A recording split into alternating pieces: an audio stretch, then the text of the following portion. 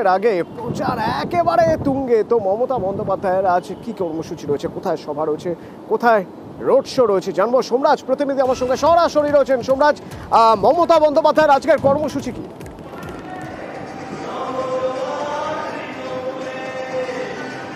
দেখো, আজকে মমতা বন্দ্যোপাধ্যায়ের ঠাসা কর্মসূচি রয়েছে এবং গতকাল প্রধানমন্ত্রী নরেন্দ্র মোদী দক্ষিণ চব্বিশ পরগনার বারুইপুরের যে মাঠে জনসভা করেছিলেন, আজকে সেই মাঠেই মমতা বন্দ্যোপাধ্যায় তিনি জনসভা করতে আসছেন।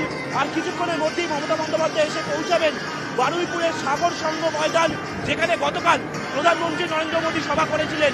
রাজনৈতিক মহল মনে করছে তারই পাল্টা সভা আজ মমতা বন্দ্যোপাধ্যায় করতে চলেছেন বারুইপুর থেকে। পাশাপাশি উত্তর কলকাতায় রোড শো করবেন মমতা বন্দ্যোপাধ্যায়।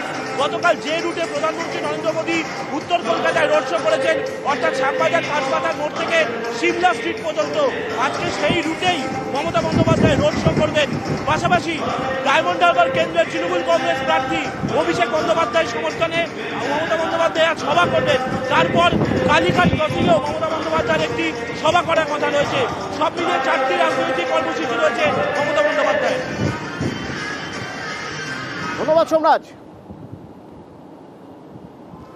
এবং সবচেয়ে গুরুত্বপূর্ণ হচ্ছে, যদি কলকাতার মধ্যে দেখা যায় তাহলে ভবানীপুর খুব ইন্টারেস্টিং, কিন্তু তার কারণ এই ভবানীপুরকে কেউ কেউ আবার বলেন মিনি ইন্ডিয়া। এখানে প্রচুর অবাঙালি মানুষের বাস। তো এই অবাঙালি মানুষদের ভোট এতদিন পর্যন্ত বিজেপির দিকে গিয়েছে।